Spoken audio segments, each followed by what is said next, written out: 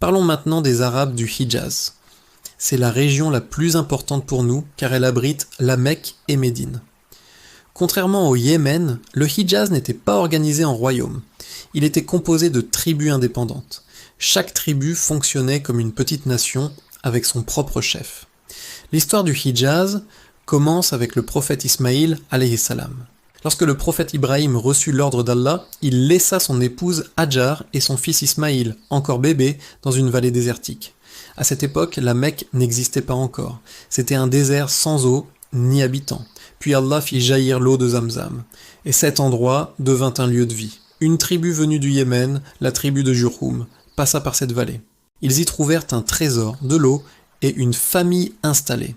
Ils proposèrent à Hajar un accord. L'eau reste à vous, mais laissez-nous vivre ici. En échange, nous vous protégerons. Ismaïl grandit parmi eux. Il apprit l'arabe et se maria dans cette tribu. Ses descendants parleront donc l'arabe. C'est ce qu'on appelle les Arabes arabisés. Plus tard, Ibrahim et Ismaïl reçurent l'ordre de construire la Kaaba, la maison sacrée. La Mecque devint alors un lieu de pèlerinage. Des Arabes de toute la péninsule venaient chaque année s'y recueillir. La tribu de Jurhum dirigea la ville pendant des siècles.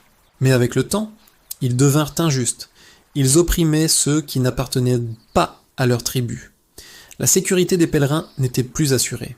Une autre tribu décida alors d'intervenir, la tribu de Khuza'a. Son chef, Amr ibn Luhay, prit le pouvoir à la Mecque, et cet événement marqua un tournant important dans l'histoire de la ville